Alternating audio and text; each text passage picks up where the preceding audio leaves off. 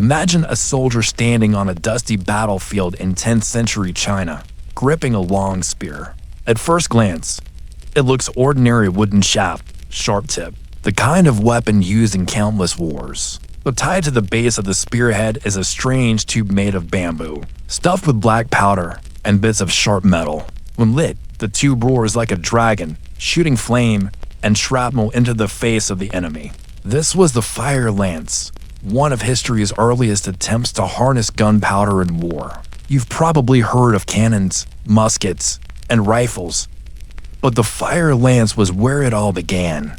Crude, unpredictable, and terrifying, it marked the awkward moment when humans first tried to turn fire into a weapon. It wasn't polished. It wasn't efficient. Sometimes it barely worked at all. Yet it planted the seed of an idea that would change warfare forever. The origins of the fire lance trace back to the invention of gunpowder itself.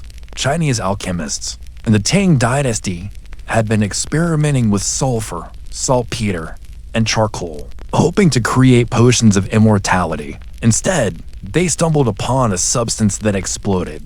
By the Song Dynasty, soldiers were beginning to wonder if this strange powder could be put to use against enemies. The first step was simple: attach a tube of gunpowder to a weapon that already existed. Thus, the spear became something more, a device that could breathe fire. At first, the fire lance was used as a psychological weapon. When ignited, the bamboo tube spat sparks and flame a few feet outward, startling horses and frightening enemy soldiers. Against armored men, it had little effect. But when bits of porcelain, iron scraps, or sand were mixed into the gunpowder, the blast became more dangerous, spraying shrapnel into faces and exposed flesh. Even if the range was short only a few meters, the shock value was enormous. Picture a Song Dynasty battle around the year 1130, during the wars against the Jurchen invaders. Rows of infantry clash, shields locking, spears thrusting. Suddenly, among the ordinary weapons, a spear flares to life, a jet of fire roaring outward. The enemy line wavers, their formation disrupted by the unexpected burst of flame and smoke.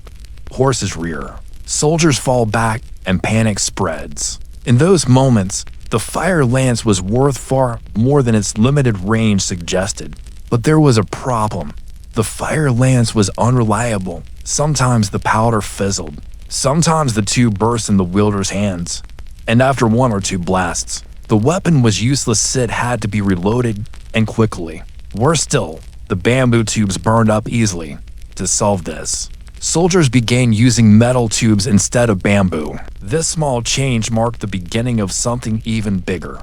The world's first true firearms. From a distance of centuries, the fire lance looks clumsy, even laughable, yet it was revolutionary. It bridged the gap between the old world of spears and arrows and the new world of guns and cannons. It was a weapon born of curiosity, desperation, and invention, a reminder that history's most powerful ideas often start small and strange. Even more fascinating is what the fire lance tells us about human imagination. Soldiers could have stopped with ordinary spears and arrows, but they didn't. They tied fire to their weapons, gambling with danger, because they believed the risk might give them an edge. And though many fire lances failed, enough succeeded to ignite a chain of innovation that reshaped the future. The fire lance may have terrified enemies in the 12th century, but it also left us with a lingering question. When people first saw fire bursting from a spear, did they realize they were witnessing the dawn of a new era in warfare? When you think of the fire lance, it is tempting to dismiss it as a historical curiosity and odd detour on the way to real weapons, like cannons and muskets. But in the 12th and 13th centuries, the fire lance was more than a novelty. It was a living experiment, refined on real battlefields. And each awkward improvement brought warfare a step closer to the gunpowder age. The transition from bamboo to metal was the most important breakthrough. Bamboo tubes had been cheap and readily available, but they were fragile. A poorly made fire lance might splinter in the wielder's hands, leaving burns or injuries. Metal solved this. Bronze and iron tubes could withstand greater pressure, allowing soldiers to pack in more powder and create stronger blasts. With metal barrels came another innovation. Instead of filling the tube with nothing more than powder and scraps, soldiers began loading small projectiles, pellets of lead, iron, or even stones. In effect, the fire lance had become a primitive shotgun. Historians often debate when this shift truly marked the first firearm. Was it when projectiles were added, or when the flame jet became secondary to the blast of shrapnel? There's no neat answer. What matters is that the fire lance blurred the line between spear and gun. Evidence from the Songjin Wars of the 12th century shows how quickly the fire lance spread.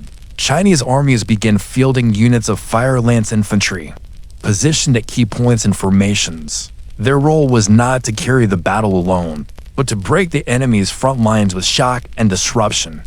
Against cavalry, they were especially useful. Horses terrified by sudden fire and noise could throw riders into chaos. One of the earliest detailed records comes from the year 1132. During a battle in modern-day Shandong province, a Song general named Chen Gui described how his troops used fire lances to repulse jerking attackers scaling city walls. The defenders ignited their weapons at close range, filling the air with flame and smoke. The invaders fell back, confused and demoralized. While Song troops counterattacked, the battle was hardly won by fire lances alone, but their presence tipped the balance. Over the next century, the fire lance continued to evolve. By the 1200s, some versions had dropped the spear point altogether, focusing entirely on the tube and its blast. These were the ancestors of handheld guns. The Mongols, in their sweeping conquests, carried fire lances and similar gunpowder weapons across Asia and into Europe. Wherever they appeared, they astonished opponents. For many who faced them, the psychological shock was greater than the physical damage. But alongside the successes came persistent flaws. The range of a fire lance was still pitifully short, no more than a few paces. Reloading took time. A soldier who fired his weapon might only get one chance before being forced into hand-to-hand combat. For this reason, fire lances were rarely used alone. They were combined with conventional spears, swords, and bows. In practice, they were part of a layered battlefield, not its centerpiece. This dual identity, part spear, part firearm, also created a strange cultural perception.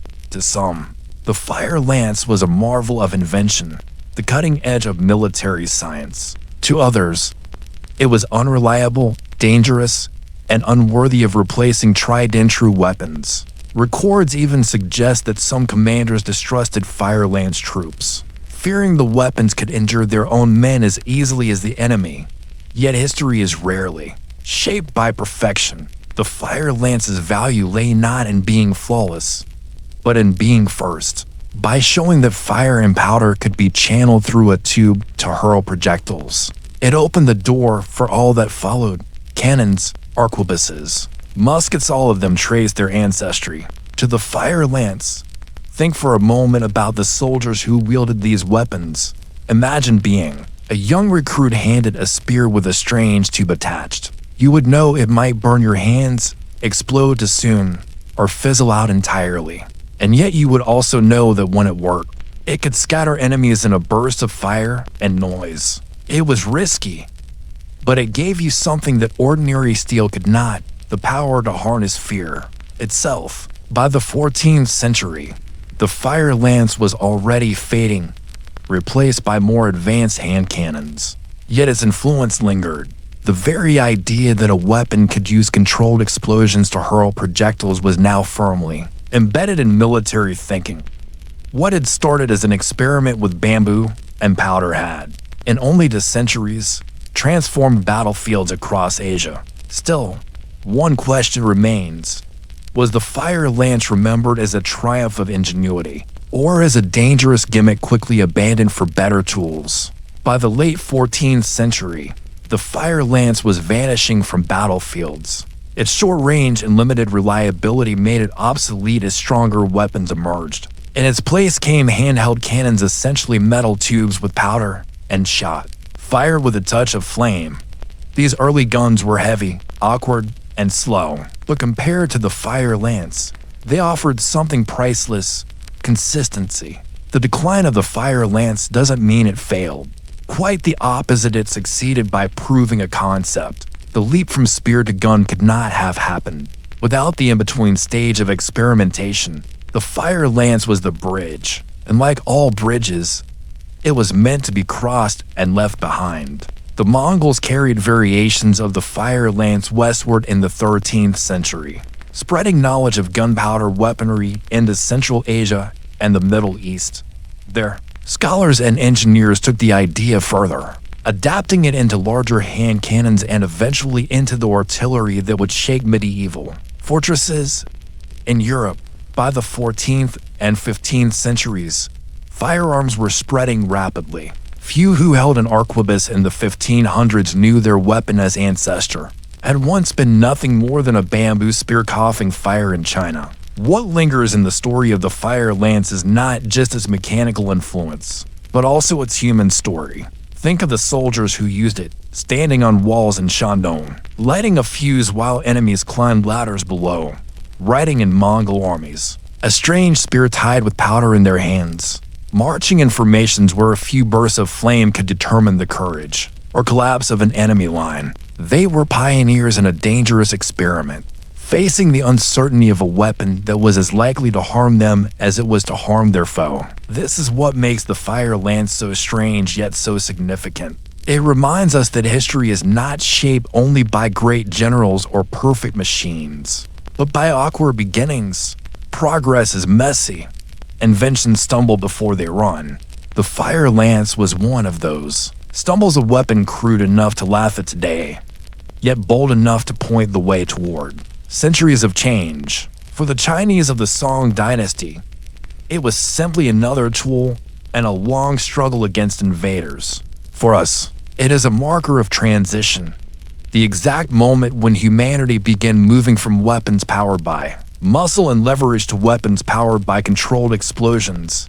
And so the fire lance leaves behind not a legacy of decisive victories, but a whisper of innovation.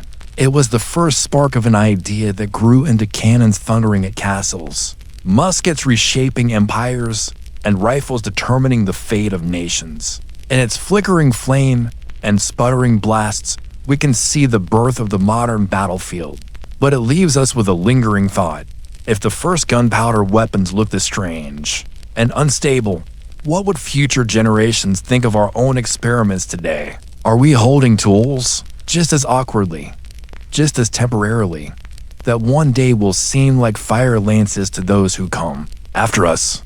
Imagine standing on a battlefield in southern Italy in the year to 80 BCE. You are a Roman soldier, your shield heavy, your sandals caked in dust, your spear ready. Across the field, the forces of King Pyrrhus of Epirus prepare for battle. You expect men like yourself armored, armed, determined. But then the earth trembles, and massive shapes lumber forward. They are unlike anything you have ever seen. Animals the size of houses, armored in leather and bronze, with long trunks swaying and tusks tipped with metal. To you, they look like monsters. To Pyrrhus, they are weapons. To history, they are remembered as the elephants that terrified Rome. This was the first time the Roman Republic faced war elephants in open battle. Pyrrhus, a cousin of Alexander the Great and one of the most ambitious generals of his age, had brought 20 of these animals with him across the sea from Epirus, in today's Greece and Albania. He was not the first to use elephants in war. Indian and Persian armies had already done so for centuries, but he was the first to unleash them on the Romans. The Romans called them Lucabas, or Lucanian oxen, because they had no word for such beasts.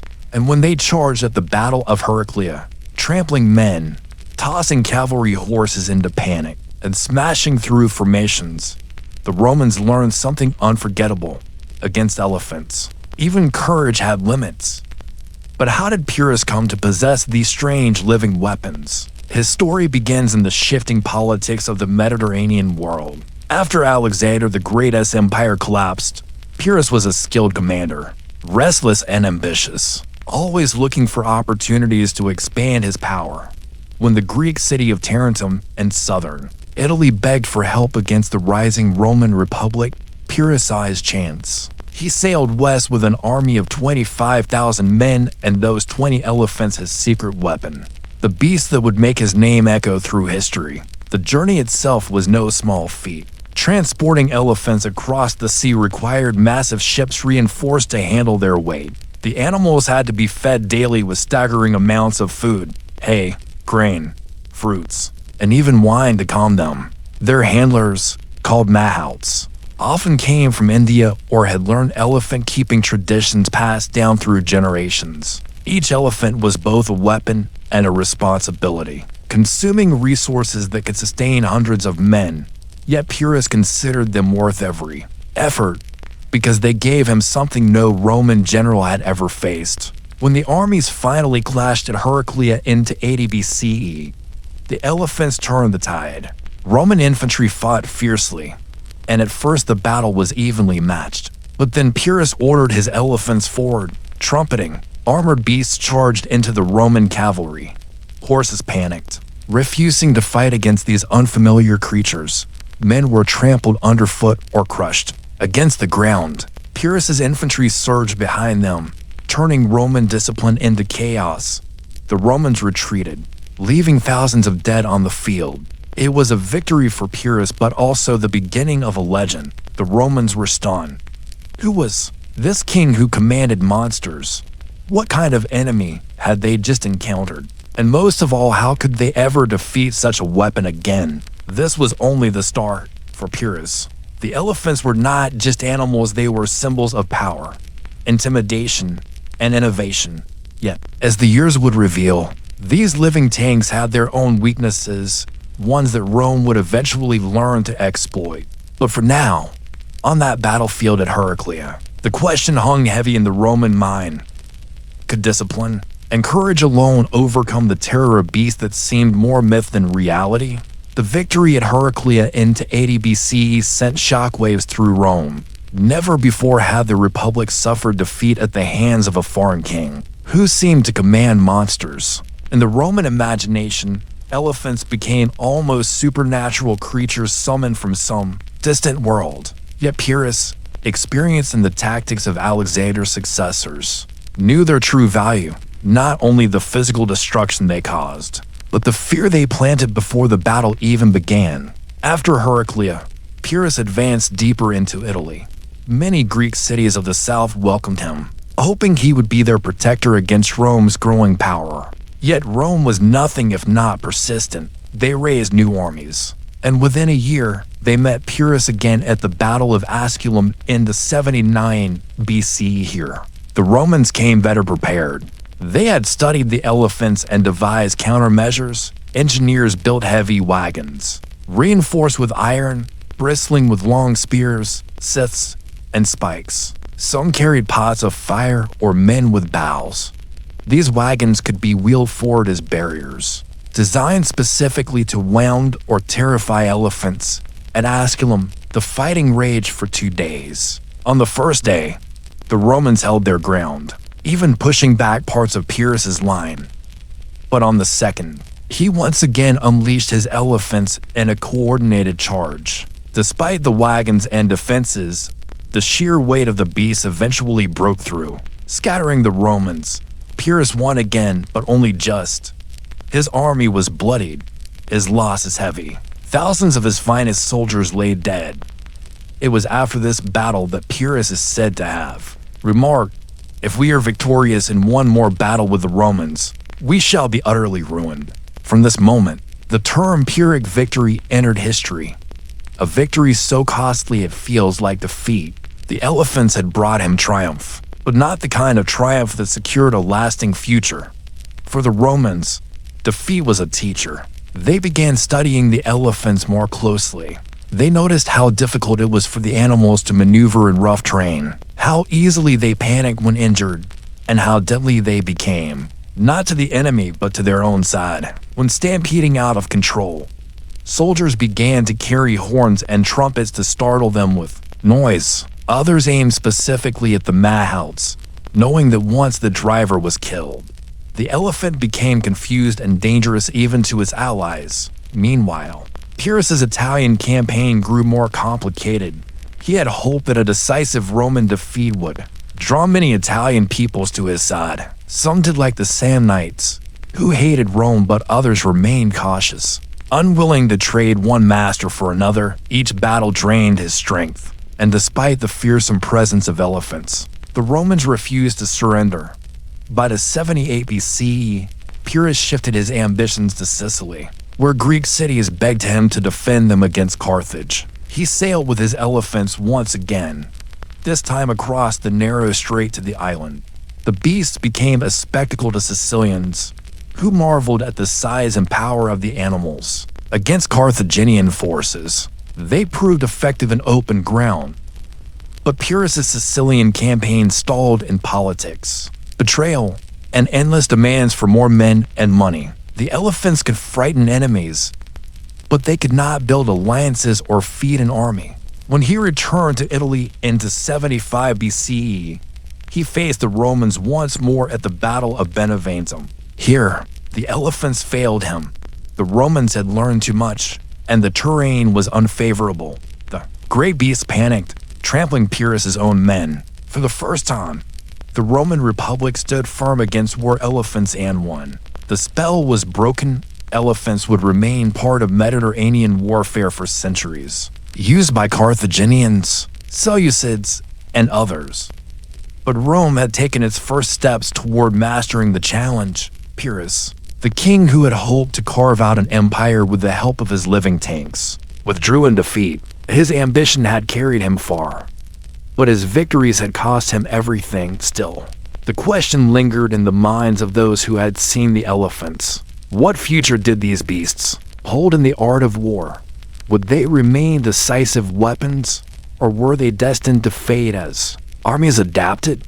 When Pyrrhus returned to Epirus after his Italian adventures, the elephants that had once seemed unstoppable were now symbols of both glory and failure. They had carried him to victories that terrified Rome, yet they had also chained him to campaigns too costly to sustain.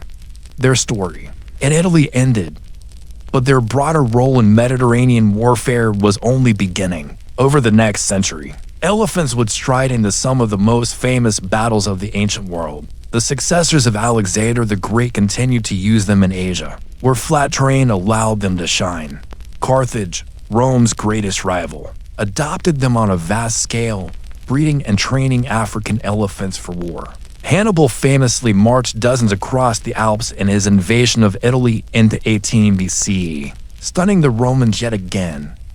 But as Pyrrhus had already shown, elephants were not invincible. They could be turned, frightened, or destroyed by disciplined tactics and clever engineering.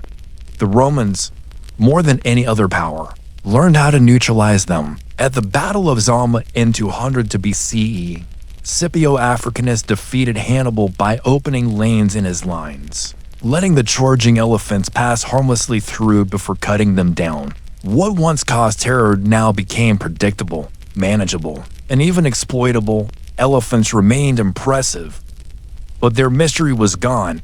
Looking back, Pyrrhus's use of elephants stands as a turning point. He was the first to bring them against Rome, forcing a society of farmers and soldiers to adapt to a new, terrifying reality. His victories at Heraclea and Asculum were not permanent, but they shaped Roman military culture. The Romans emerged stronger, more inventive, and more determined, qualities that would later make them masters of the Mediterranean. For Pyrrhus himself, the elephants symbolized his character, bold, ambitious, but ultimately unable to sustain the cost of his dreams. He sought to be another Alexander, a conqueror who reshaped the world. Instead, he became remembered for the kind of victory that destroys the victor, and the elephants, great and strange, were central to the legacy. To stand on those battlefields in southern Italy today is to imagine the thunder of hooves, the trumpeting calls, the panic of horses, and the courage of soldiers who had never seen such beasts before. To them, these creatures were as alien as machines from the future. Yet within a few generations, the oft-fated replaced by the steady rhythm of disciplined armies who no longer feared the unfamiliar. That is the true mark of the war elephants of Pyrrhus. They remind us that even the most extraordinary weapon loses its power once men understand it. Terror lasts only until knowledge replaces it. And in that change, we see the essence of history itself. Humans, time and again, confronting the unknown, learning from defeat, and turning fear into mastery. The story of Pyrrhus and his elephants closes here. But another strange weapon awaits us in the past, one even more unusual. Crafted not from muscle and bone, but from wood, metal, and fire. Picture the Korean peninsula in the 15th century, a land surrounded by powerful neighbors and often caught in the crosswinds of invasion. The Joseon dynasty, ruling Korea at the time, was determined not only to defend its borders but also to innovate. Out of this determination came one of the strangest and most ingenious weapons of the era, the hwacha. The hwacha looked, at first glance, like a cart, wooden, with two large wheels and a frame that could be pushed across a battlefield. But instead of carrying goods or soldiers, it carried terror. Mounted on its frame was a board drilled with dozens, sometimes hundreds, of holes. Into these holes went small, rocket-propelled arrows, each tipped with iron and packed with gunpowder. When lit, the hwacha could unleash a storm of fire and steal an early experiment in something resembling a machine gun. To appreciate the hwacha, you need to imagine the battlefield of its time. Most soldiers fought with swords, spears, and bows. Muskets had not yet spread widely across East Asia, and gunpowder weapons were still primitive. Armies expected combat at close range, lines of men clashing hand to hand. The hwacha changed that expectation in one sudden eruption. It could launch 100 or more arrows screaming through the air, each trailing sparks and smoke against lightly armored troops. This was devastating. The origins of the hwacha trace back to Korea's mastery of gunpowder technology, which they had adopted from China but modified to their own needs. Korean engineers experimented with gunpowder-propelled arrows as early as the 14th century, but the hwacha of the Joseon dynasty perfected the design. By combining mobility with concentrated firepower, they created a weapon that could break cavalry charges, scatter infantry formations, and set the battlefield aflame. One of the hwacha's most famous moments came in the late 16th century.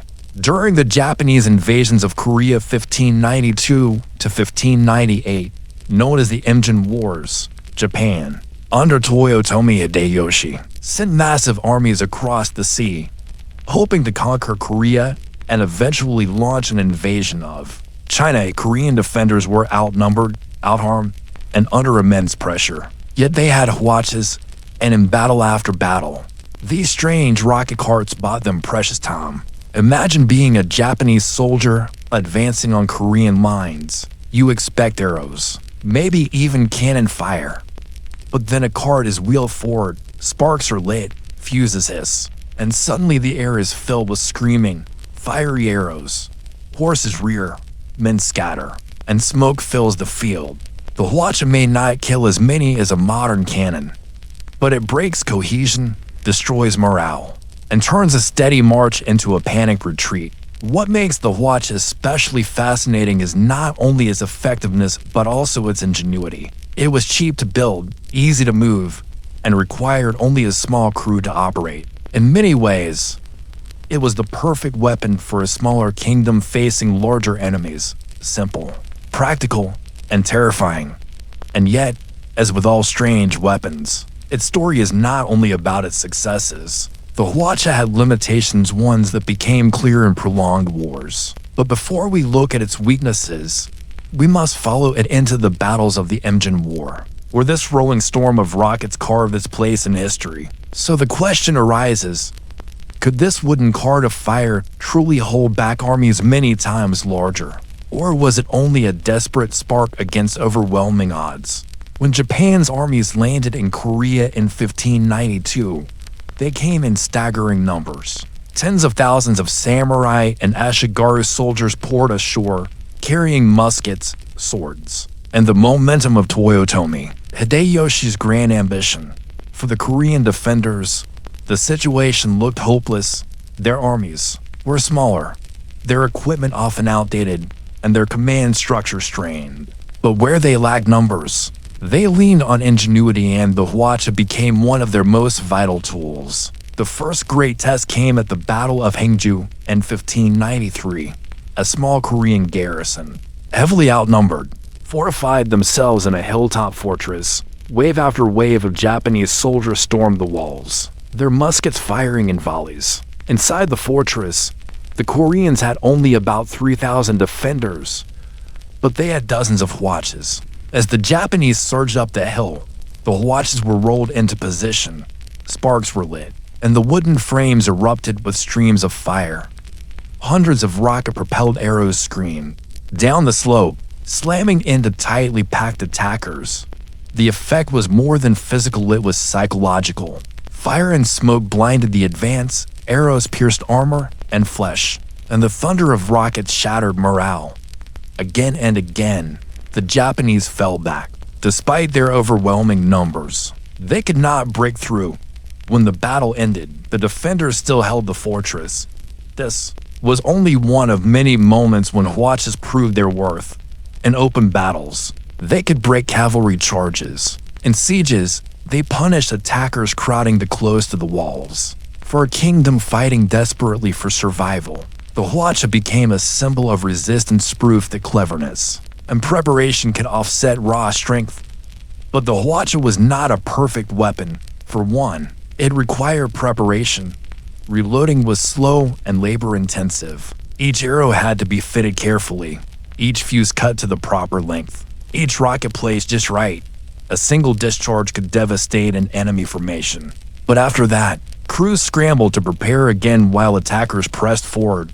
If enemy troops closed the distance, hwachas became useless, too clumsy to move quickly, too fragile to withstand direct assault. There was also the question of supply. Rockets required gunpowder, arrowheads, and skilled craftsmen to produce in large numbers. During prolonged campaigns, shortages limited how often hwachas could be deployed. Unlike swords or spears, their ammunition could not be improvised on the battlefield. Even so, their impact was undeniable. Contemporary records describe Japanese soldiers unnerved by the sheer spectacle of hwacha fire. The combination of noise, fire, and speed was unlike anything they had faced before. Where arrows once arced gracefully through the air, now they roared in volleys, powered by powder that hissed and cracked. For troops accustomed to the rhythm of musket volleys, the unpredictability of rockets was frightening.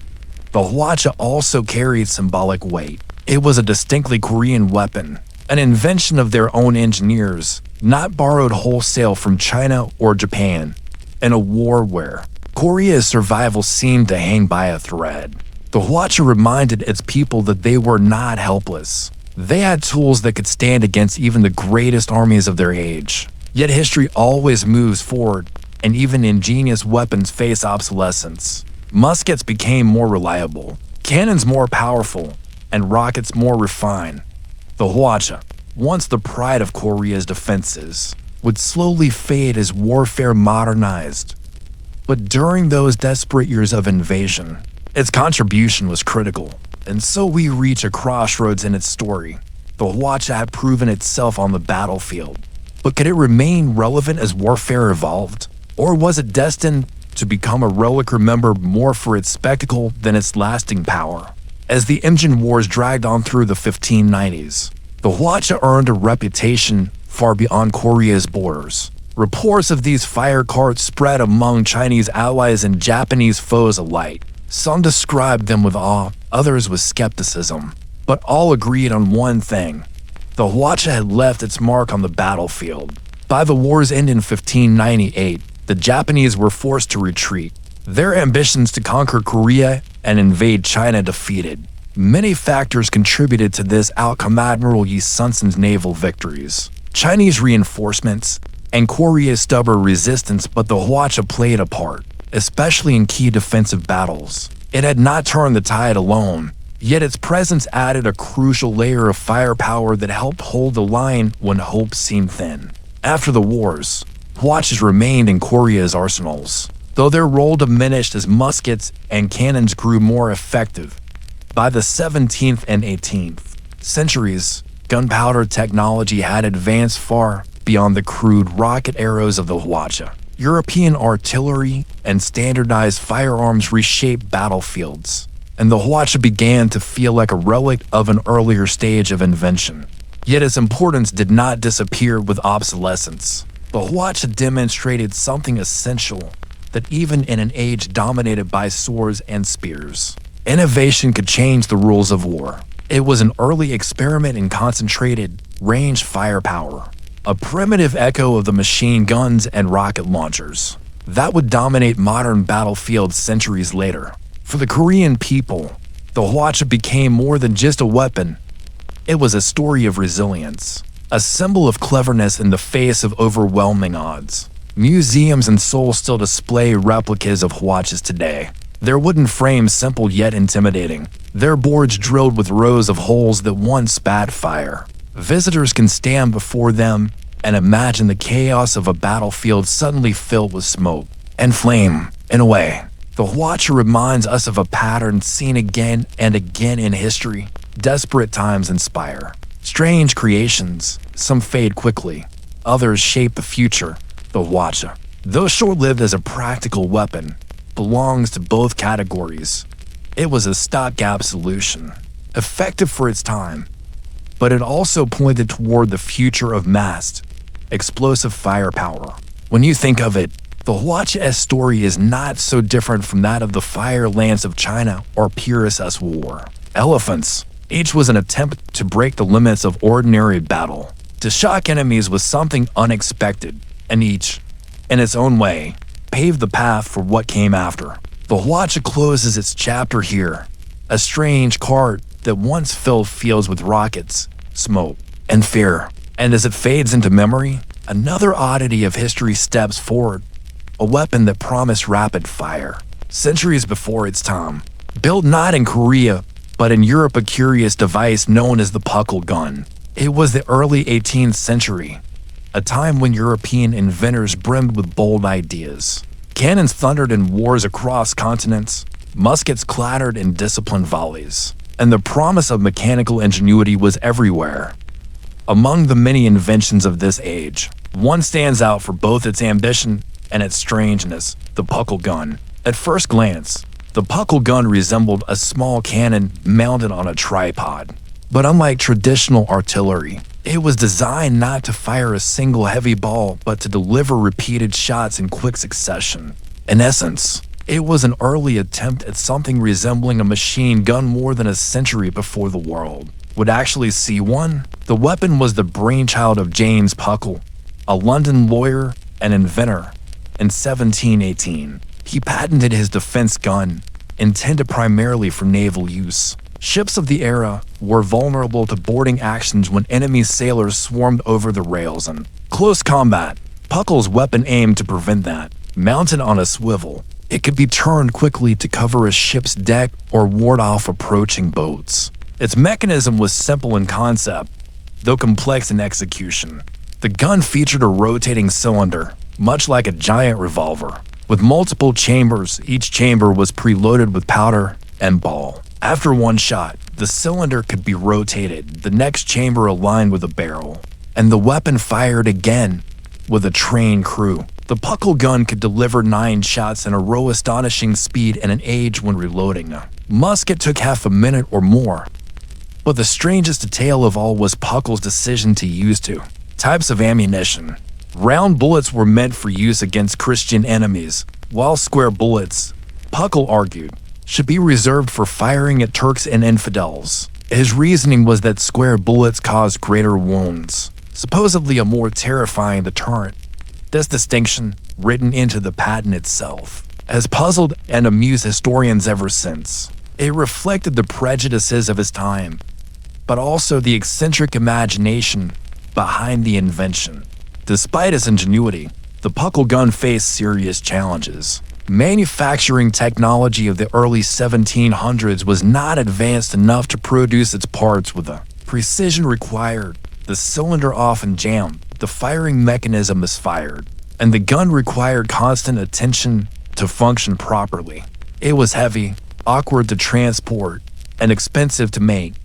When demonstrated publicly, the Puckle gun drew curiosity, but not adoption. Investors were unimpressed. The British military, cautious with new technology, declined to order it in numbers. Only a few prototypes were ever built, and they never saw widespread combat use. And yet, the Puckle gun has endured in history precisely because of what it attempted. It was not simply a weapon.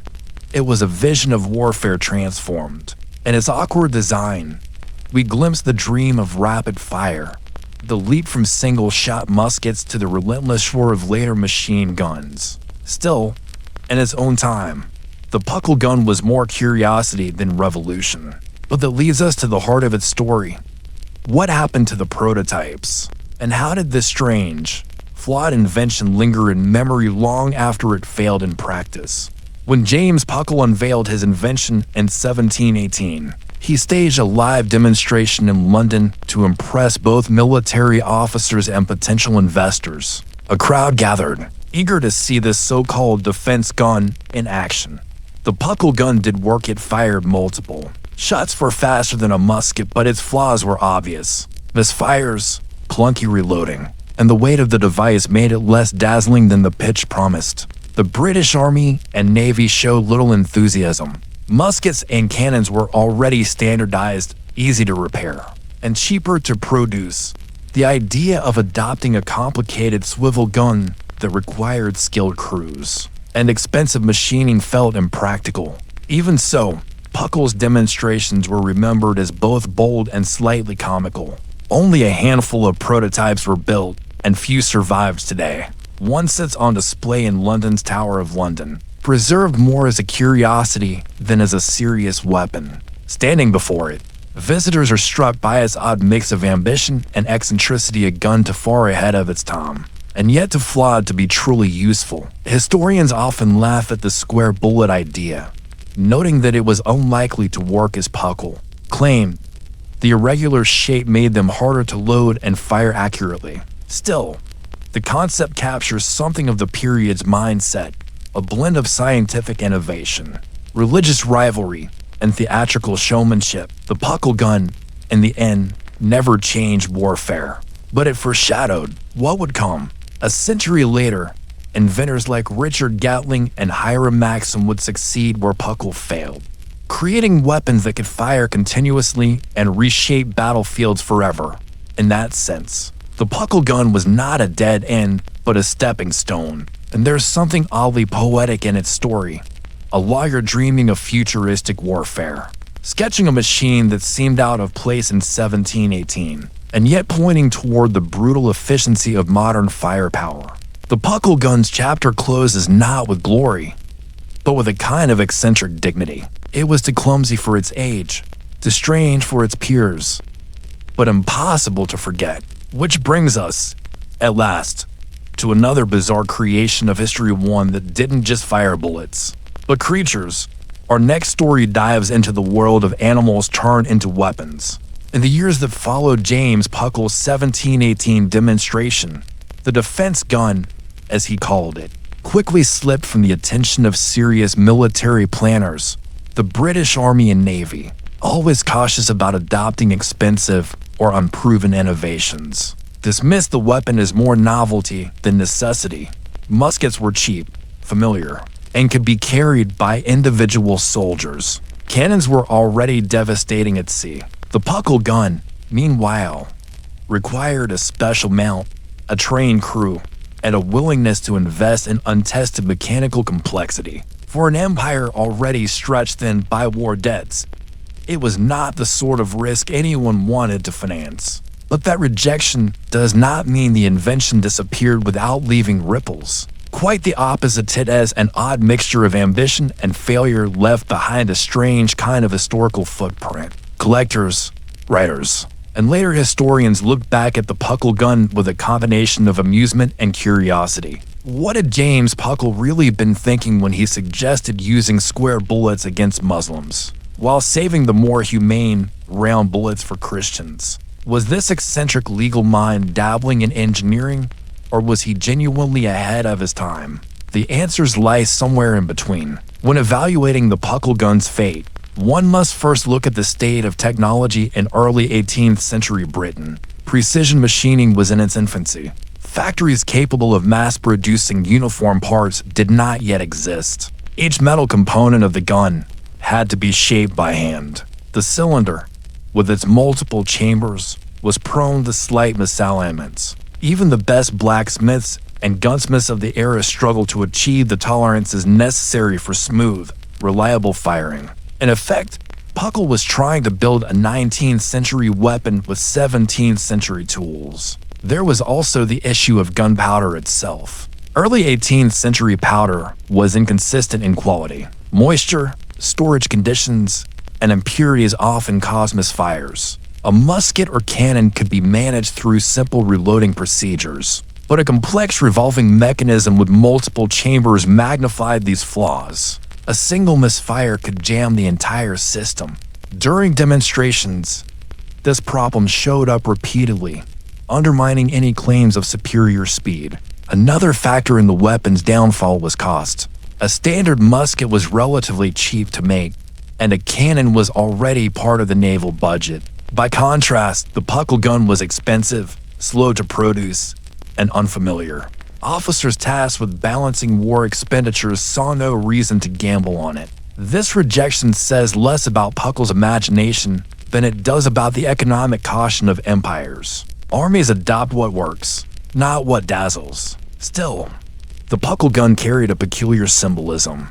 To modern eyes, it looks like an ancestor of the machine gun. Its revolving cylinder concept would later echo in revolvers, Gatling guns, and eventually automatic weapons. The irony is that Puckle never saw his design as a tool of indiscriminate mass fire. He imagined it as a defensive weapon for ships, capable of repelling boarders with rapid fire.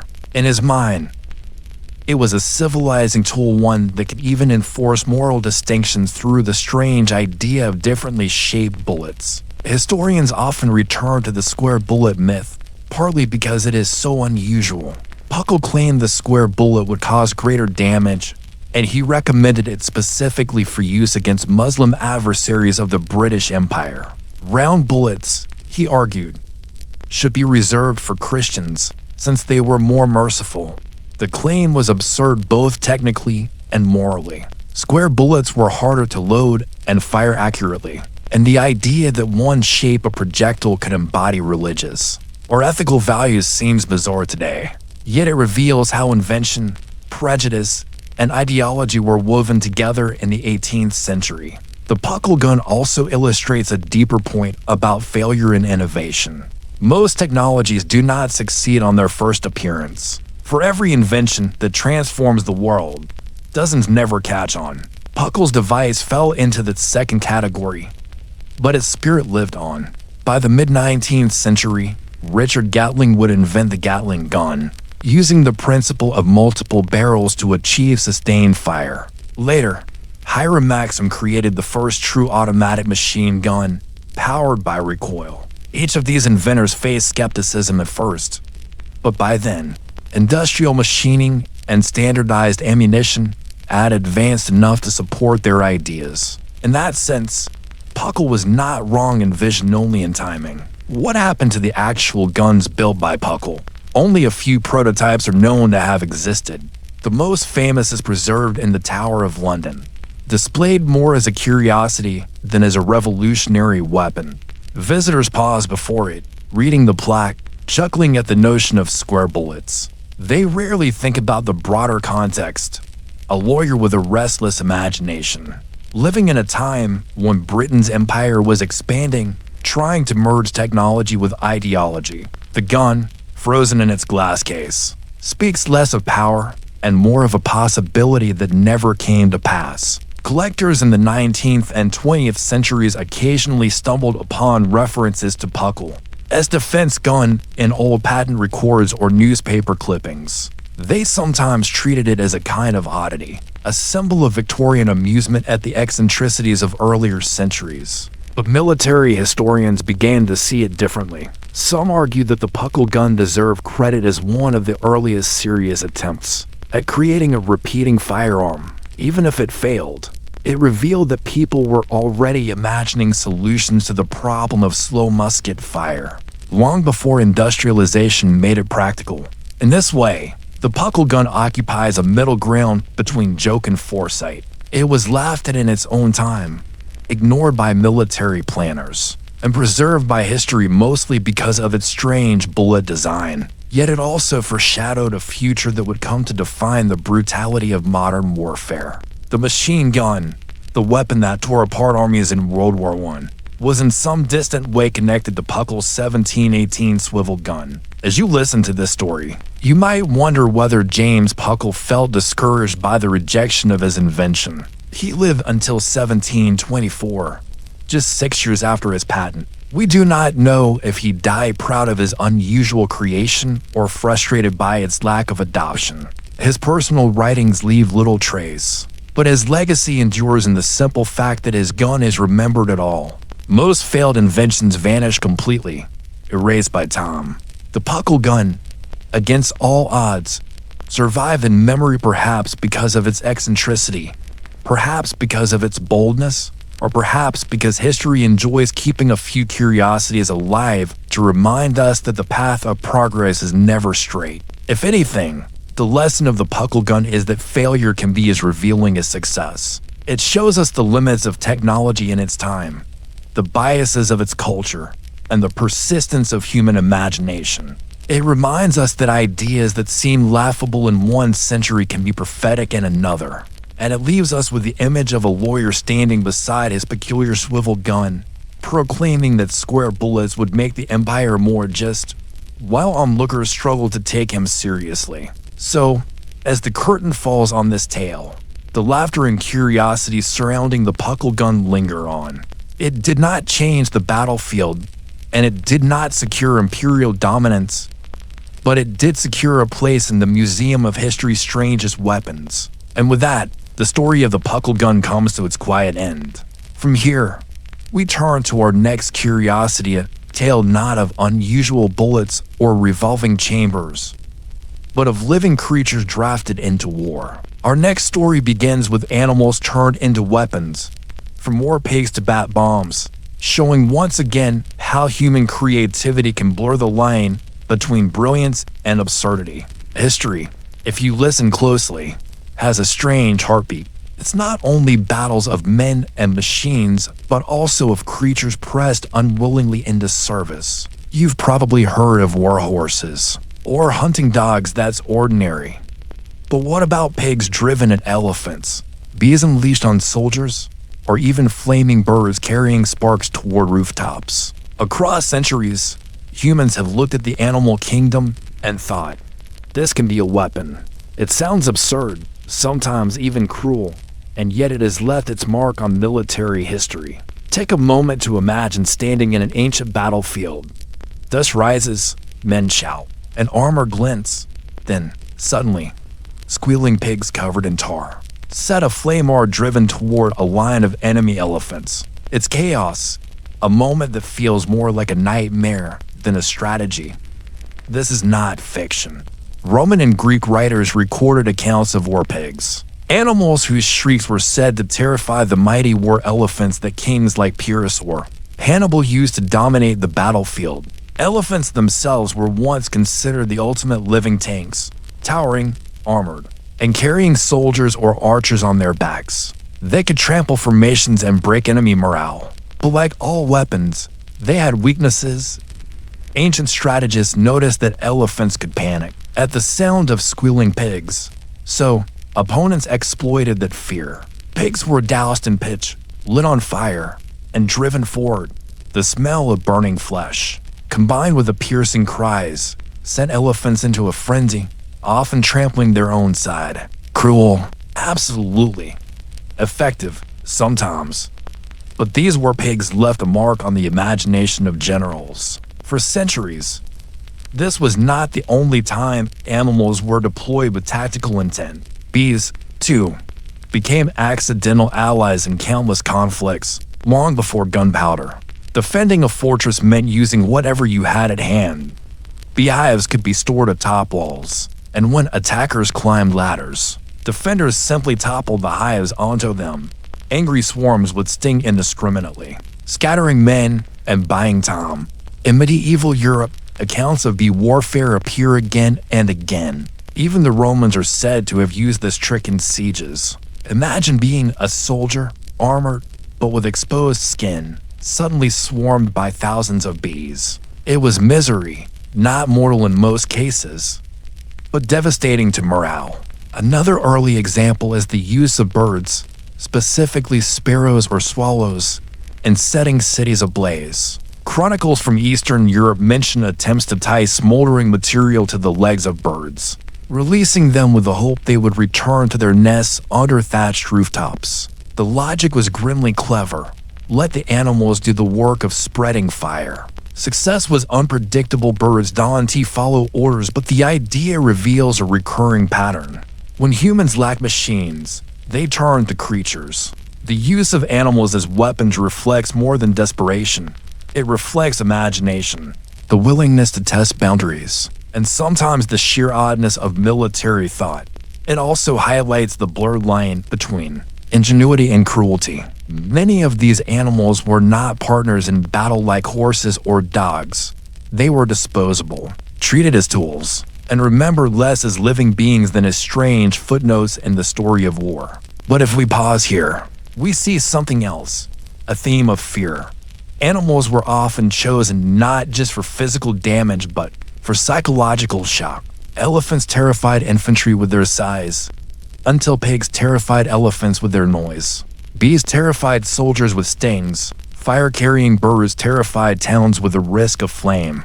Warfare has always been as much about the mind as about the body, and animals, unpredictable as they are, often became weapons of fear more than of destruction. As you listen, you may find yourself wondering, how did commanders justify these tactics?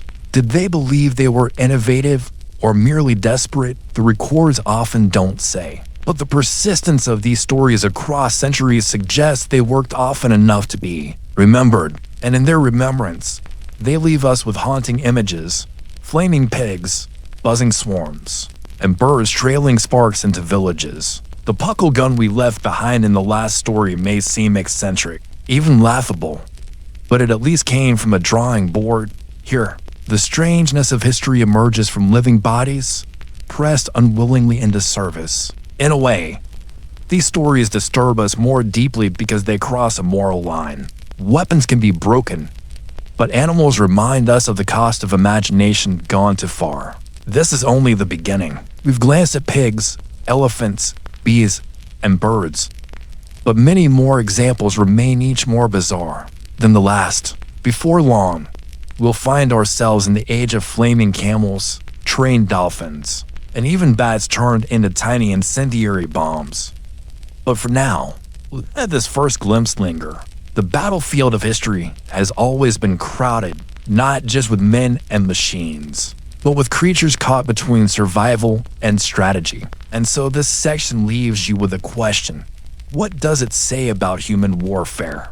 That even pigs and bees were drawn into it. Was it brilliance, cruelty, or simply the desperate creativity of people facing enemies stronger than themselves? That unanswered thought carries us into the next stage of this story, where we'll see even stranger experiments with animals as weapons and the unsettling legacy they left behind.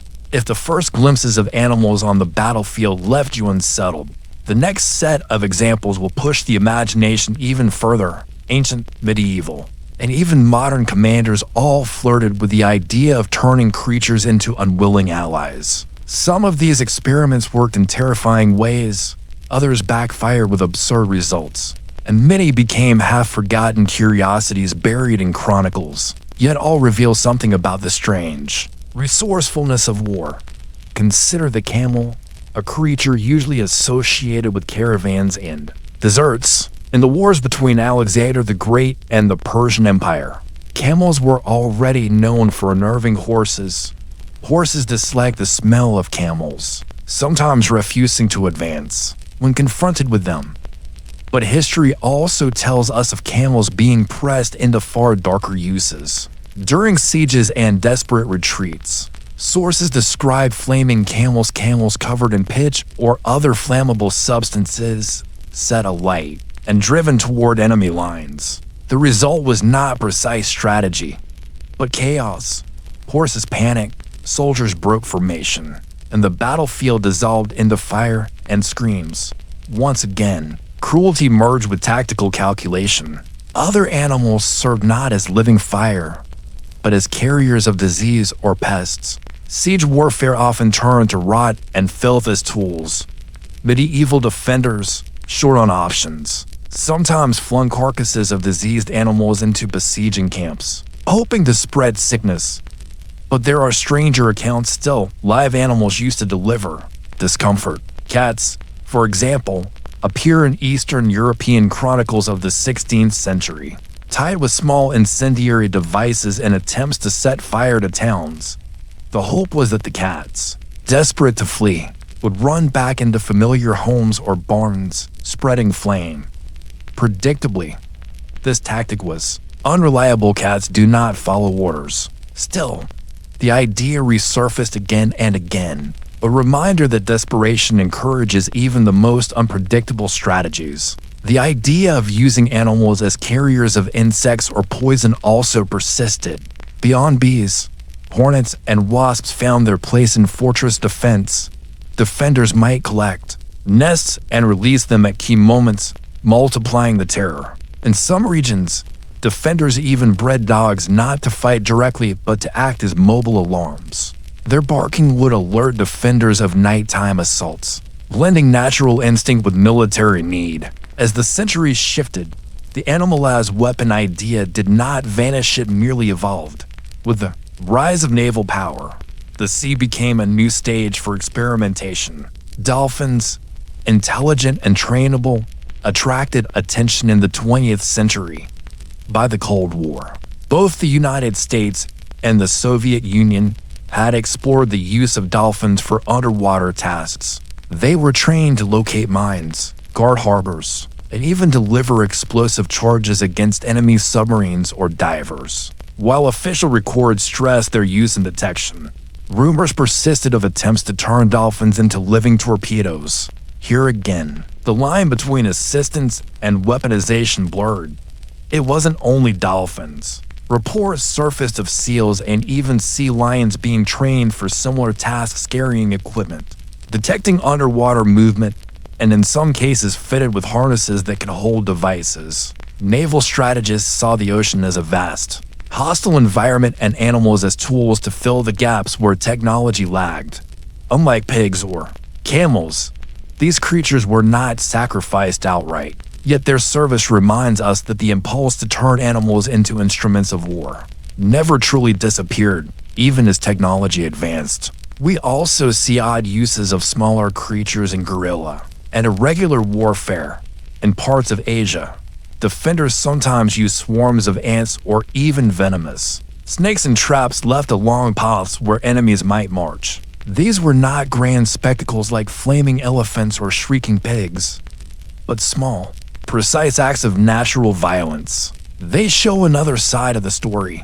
The battlefield is an environment where humans weaponize not only animals but entire ecosystems. Through all these examples, a pattern emerges.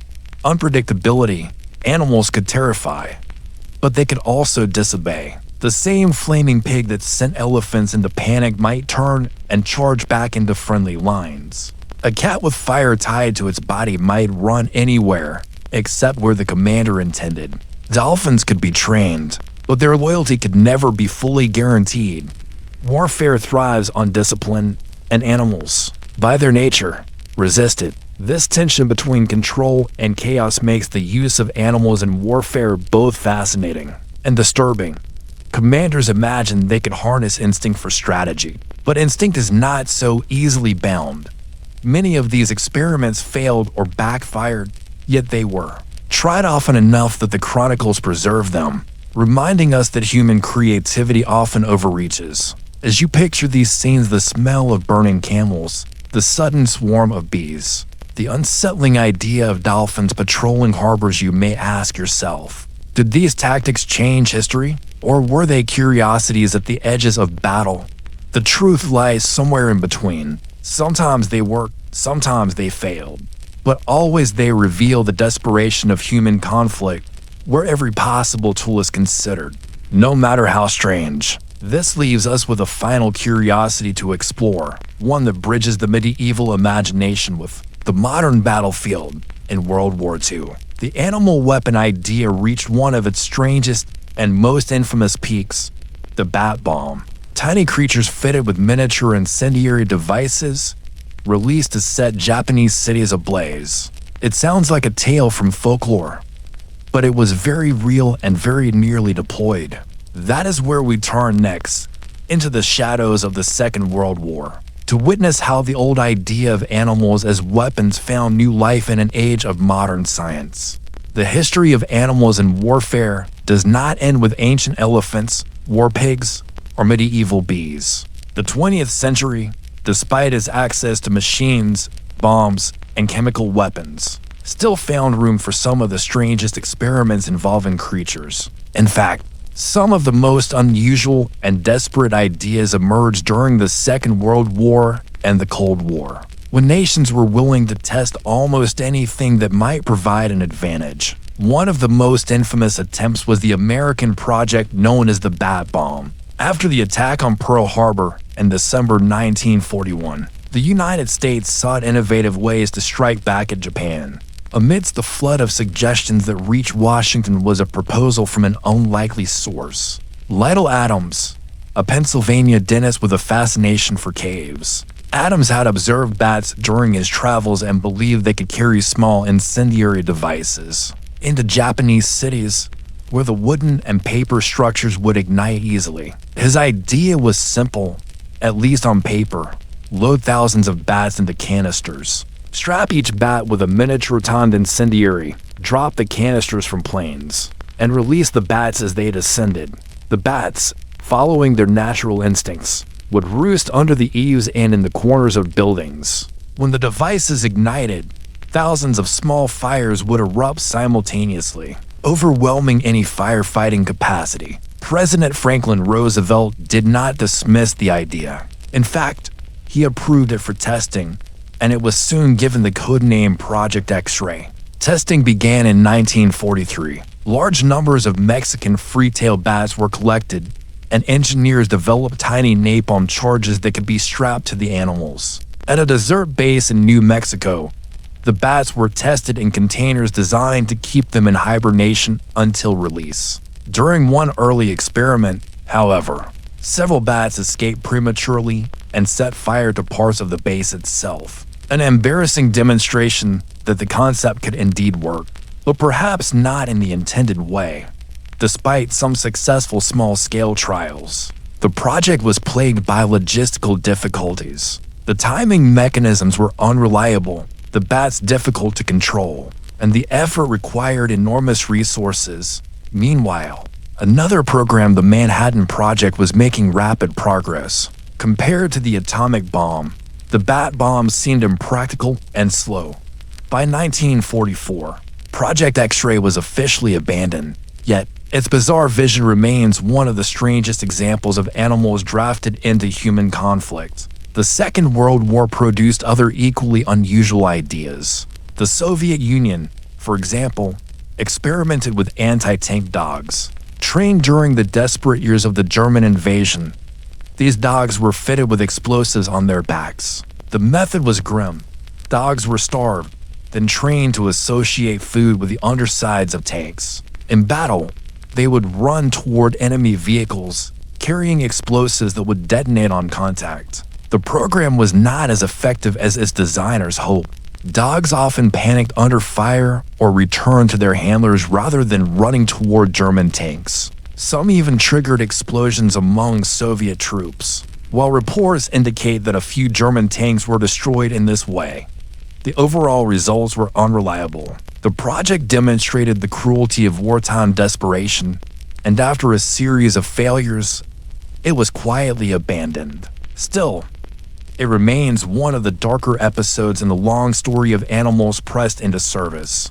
During the Cold War, experiments continued with more modern twists. The United States Navy and the Soviet Union both investigated the use of dolphins and other marine mammals for military purposes. Dolphins' natural intelligence, echolocation, and trainability made them candidates for underwater surveillance and mine detection. The U.S. Navy's Marine Mammal Program, which continues in some form today, trained dolphins to locate mines, mark underwater targets, and even guard harbors. Rumors spread about more offensive uses, such as dolphins trained to attack enemy divers with needles or carry explosives, but official sources have always denied these claims. Still, the very idea that animals were patrolling naval bases during the Cold War captured the imagination of the public and fueled speculation. Not all experiments involved mammals. Insects, too, were considered as weapons. During the 1950s and 1960s, the United States explored biological warfare projects that tested whether mosquitoes could be released to spread disease among enemy populations. Field experiments released uninfected mosquitoes in American towns to study their dispersal patterns and biting habits.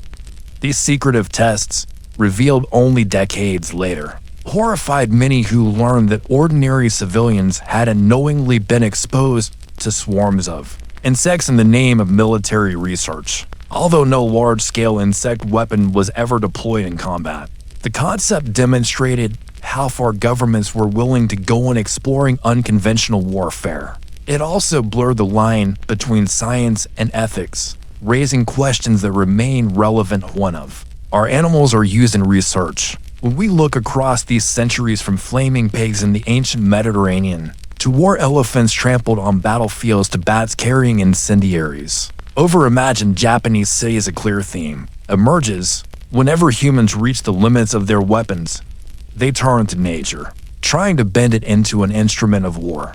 Sometimes these ideas produce results. Often they ended in failure or tragedy, but each attempt reflects the same human impulse, the search for an advantage. No matter how strange the method, it is worth pausing here. The bat bomb never flew over Tokyo. The anti-tank dogs never changed the course of the Eastern Front. The dolphins may have guarded harbors, but they did not win naval battles. And yet, each of these attempts lingers in history as a reminder of how creative and desperate people can become in wartime. The strange partnership between human imagination and the animal world tells us as much about ourselves as it does about conflict. So the next time you hear of a battle with its weapon strategies and technologies, remember the quieter stories that often go untold, of bees released in hives, of pigs driven into lines, of elephants, of bats strapped with bombs. They are curiosities, yes, but also lessons. Lessons about the cost of desperation, about the unpredictable outcomes of war, and about the fragile line between ingenuity and folly. And with that, we close this chapter. History often remembers grand strategies, decisive generals, and battles that turned the course of nations. But not every clash on the battlefield was planned. Sometimes armies stumbled into fights by sheer confusion, misunderstanding, or accident. These accidental battles often look less like carefully orchestrated campaigns and more like scenes of chaos, miscommunication, and human folly. Yet, even these unintended confrontations left their mark.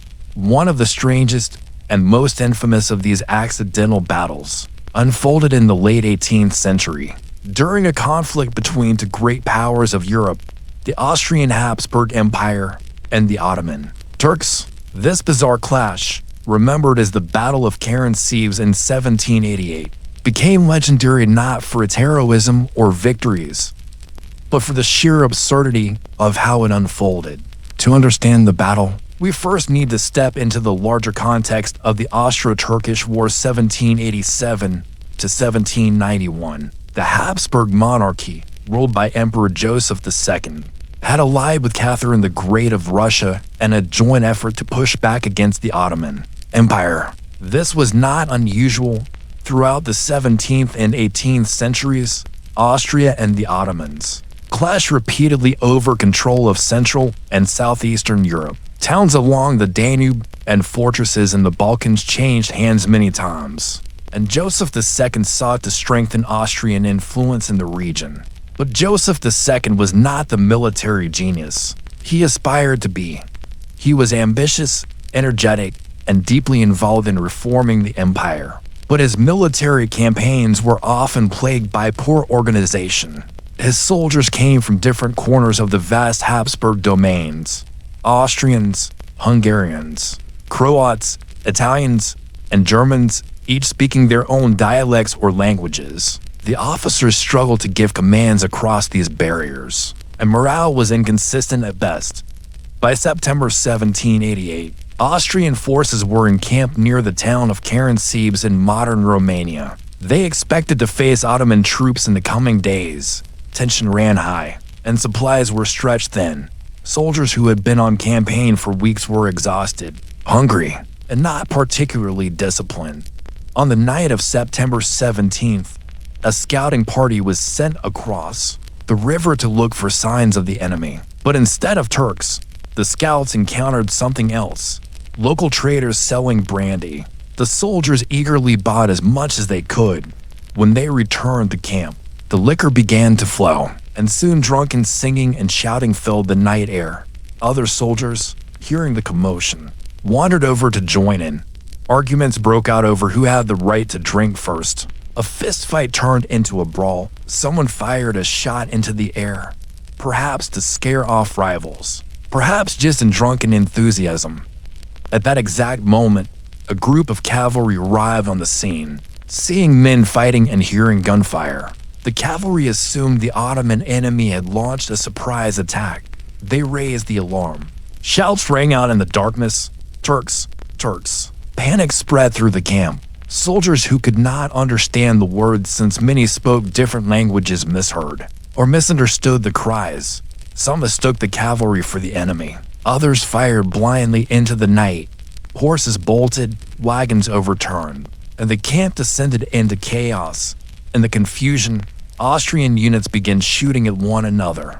Infantry fired on cavalry. Cavalry charged into their own artillery, and officers struggled desperately to restore order. But the more commands they shouted, the more confused the soldiers became. In the pitch darkness, with smoke and gunfire filling the air, there was no way to distinguish friend from foe. By dawn, hundreds of Austrians lay dead or wounded, all killed by their own comrades. The Ottoman army had not even arrived.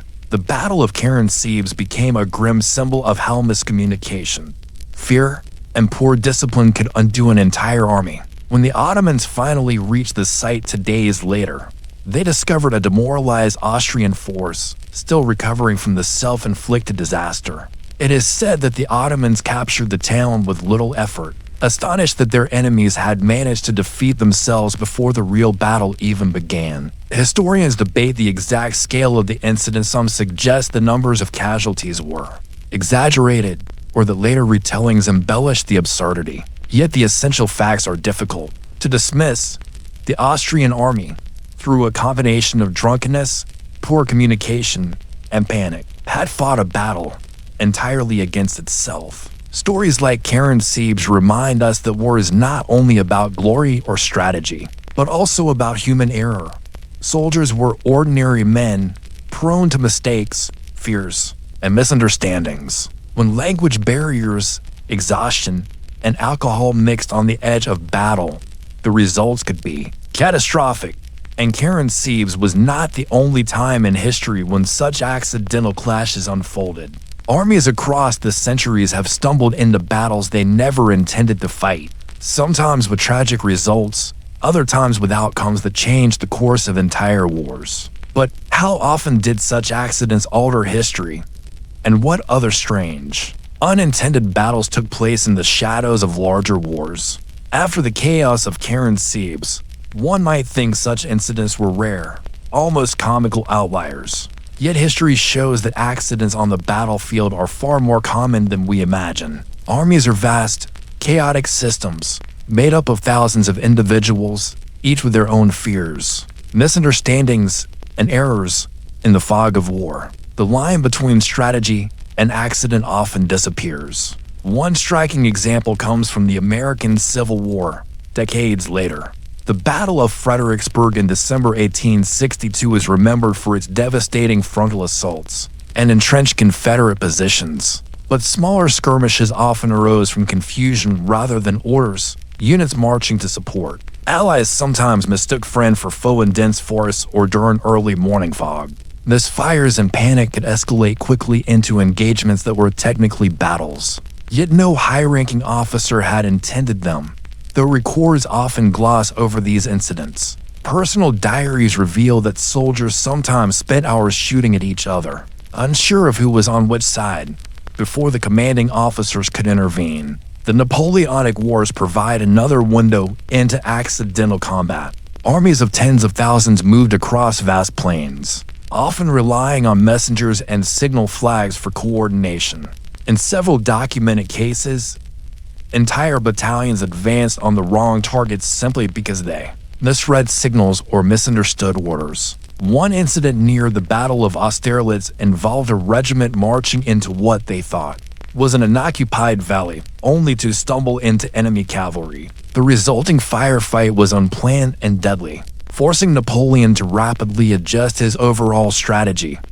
These accidents, while less famous than planned battles, could influence the morale and positioning of entire armies. Confusion is often magnified in night operations or during poor weather.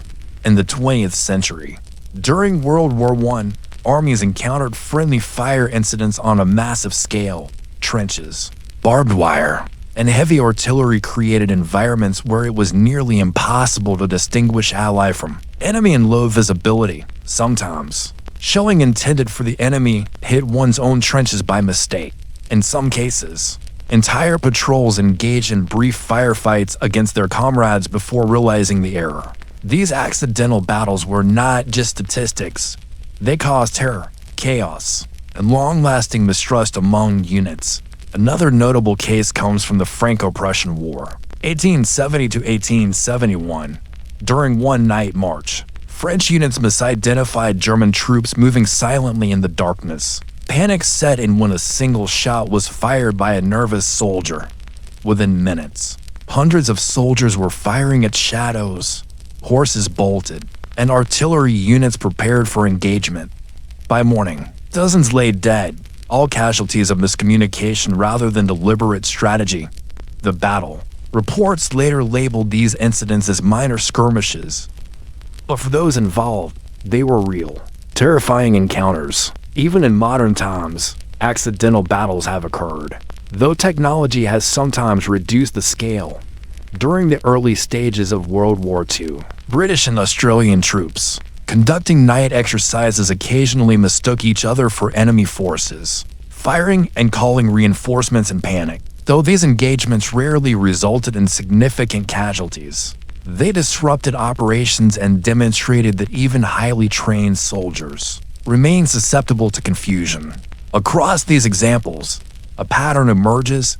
Accidents often happen when multiple factors coincide: miscommunication, fatigue, environmental conditions, and human error. In many ways, accidental battles are the natural consequence of war itself. Armies are composed of people, and people make mistakes, add weapons that are loud, destructive, and indiscriminate, and even a small misunderstanding can escalate into a deadly encounter. Yet, these incidents also reveal something profound about history. They remind us that wars are not entirely shaped by the genius of generals or the might of armies. Often, it is chance, error, and misjudgment that determine who lives, who dies, and how territories change hands. A battle fought by accident can influence the outcome of a campaign, disrupt supply lines, or alter morale sometimes more than a carefully planned offensive. Consider the psychological impact. Soldiers who survive accidental engagements often experience confusion, guilt, or fear, knowing they were fighting their own allies or acting on misperceptions. Commanders, too, are forced to respond quickly, adapt strategies, and reassess intelligence in real time. These unplanned clashes are lessons in the fragility of control during war. emphasizing that even meticulous planning cannot eliminate human error. By examining these accidental battles, historians gain insight into the unpredictable nature of warfare. They also challenge traditional narratives, which often highlight heroism, strategy, and victory. History, as revealed through accidents, is messier, more human, and sometimes tragically ironic. Armies that appear disciplined on paper can unravel in a single night due to miscommunication, fear, or simple bad luck. And yet, accidental battles are often overlooked. Military textbooks tend to focus on major victories, strategic brilliance, and deliberate campaigns. The chaotic moments, the skirmishes that happen because someone misread a map, fired too early, or panicked in the dark receive only footnotes. Yet, these incidents can tell us as much about warfare, leadership, and human nature as any grand battle. As we reflect on these moments, a question emerges. How often have wars been shaped not by careful planning, but by mistakes that spiraled into conflict? And what lessons might modern armies learn from centuries of accidental battles, where miscommunication and panic turn ordinary soldiers into participants in unplanned combat? This thought lingers as we prepare to conclude the story in the next section. There, we will examine the final consequences of these accidental battles, how armies recovered or failed to recover, and what these episodes reveal about the fragile and unpredictable nature of human conflict. By the time the sun rose after the chaos of Karen-Siebes, the Austrian army was left in disarray. Hundreds of soldiers had perished or been wounded, not from enemy fire, but from the panic and confusion of their own ranks. Commanders were baffled. Officers attempted to reorganize units, but fear lingered, and trust among soldiers was fractured.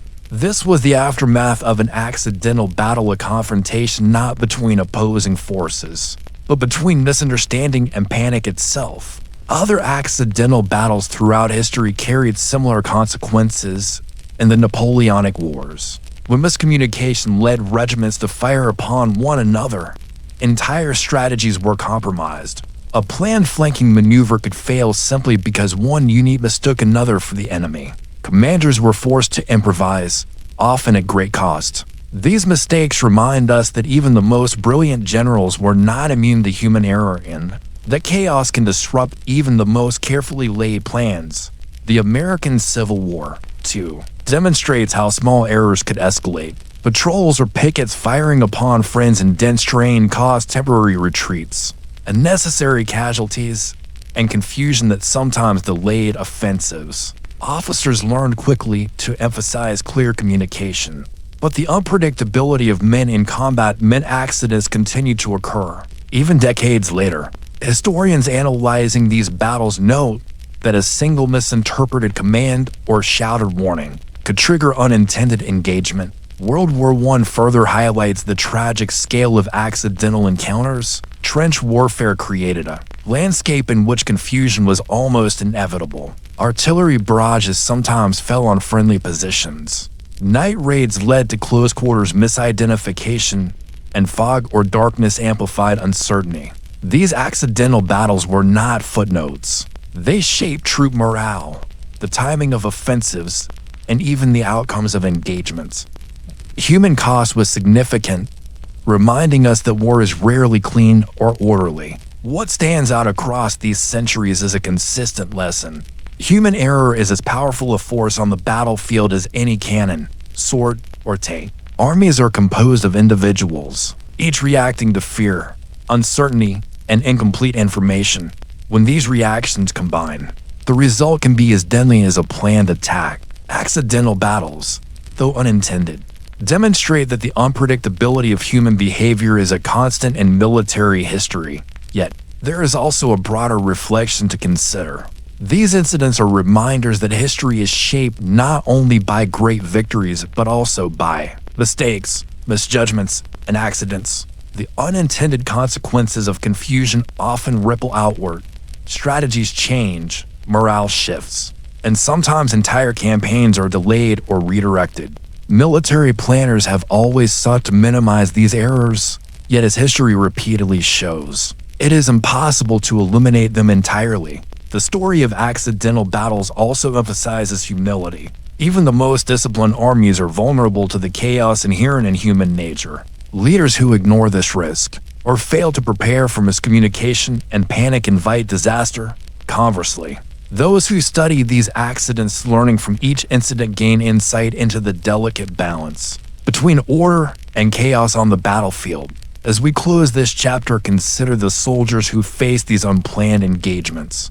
The terror in the dark at Sieves, the confusion in foggy forests during the Napoleonic Wars, and the friendly fire incidents in the trenches of World War I each represents a moment in which ordinary humans were caught in extraordinary circumstances, where their own reactions became the greatest threat. And so, the accidental battles end not with glory or victory, but with reflection. They remind us that war is unpredictable, fragile, and often shaped as much by human error as by strategy or weaponry. From Sieves to modern conflicts, the lessons remain. Communication is vital, discipline is essential, and the unexpected can always change history.